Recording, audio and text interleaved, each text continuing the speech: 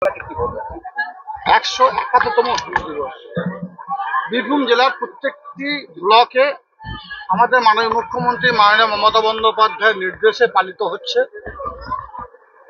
বীরভূম জেলার সব থেকে বেশি আদিবাসী মানুষ আমাদের এই বোলপুর শ্রীনিকেতন ব্লকে আছে।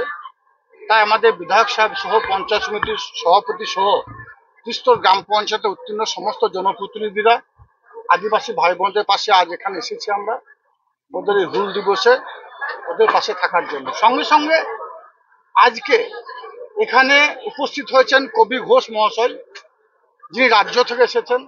সারা বাংলার বিভিন্ন প্রান্তে তিনি ঘুরে বেড়ান। আজকে এখানে যে ব্লাড ডোনেশন ক্যাম্পটার আয়োজন করা হয়েছে, আমার মনে হয় বীরভূম জেলার বুকে এর আগে কখনো এই ধরনের কর্মসূচি বা কর্মযজ্ঞের আয়োজন করা হয়েছিল বলে আমার জানা নাই। তাই আদিবাসী ভাই বোনদের আমি স্যালুট জানাচ্ছি। তাদের যে চেতনা, যে বিকাশ ঘটেছে, তারা যে মুমূর্ষু রোগী থেকে শুরু করে হসপিটালের বেডে আমাদের যারা থ্যালাসেমিয়া পেশেন্টের শুরু করে আমাদের যারা গর্ভবতী মায়েরা যাদের ব্লাড সংকট দেখা দেয় এই গ্রীষ্মকালীন, সেই রক্ত সংকট মোচনের যে উদ্যোগ নিয়েছে, তাদের সেই উদ্যোগকে আজকের মঞ্চ থেকে আমরা সকলে স্যালুট জানাচ্ছি। এবং আদিবাসী ভাই বোনদের জন্য আমাদের মাননীয় মুখ্যমন্ত্রী মাননীয় মমতা বন্দ্যোপাধ্যায় একের পর এক জনমুখী প্রকল্প বাস্তবায়িত করেছেন। সেই প্রকল্পগুলো সঠিকভাবে যেন ওদের পাশে পৌঁছায়, যদি কোনো দিক থেকে কোনো বাধা বিঘ্ন আসে সেগুলোকে আমরা সব দিক দিয়ে সহযোগিতা করব, সেই আশ্বাস দিলাম।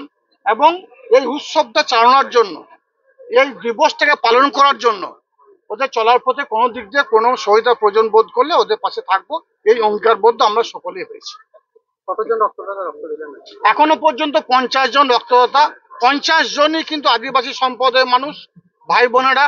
এবং ওদের মধ্যে অনেককে আমরা জিজ্ঞাসা করে দেখেছি। আমিও কবির দাও ছিল এখানে, নুরুল ভাইও ছিল এখানে, খালেক সাহেবও ছিল, বিধান আমার ছোট ভাই উনিও ছিলেন। আমরা জিজ্ঞাসা করলাম, তো বেশিরভাগ রক্তদাতা জীবনে প্রথম রক্ত দিচ্ছে। তো শুনে আমাদের গর্বে বুকটা ভরে গেল, কারণ এই রক্ত আন্দোলনের সঙ্গে আমরাও যুক্ত। আমরাও চাই বীরভূম জেলার বুকে সমস্ত সম্প্রদায়ের মানুষ, হিন্দু, মুসলমান, শিখ, খ্রিস্টান, ইসাই, সাঁওতাল ভাইয়েরা এগিয়ে এসে আমরা এই গ্রীষ্মকালীন রক্ত সংকট মোচন করি এবং বীরভূম জেলাকে এগিয়ে নিয়ে যাই।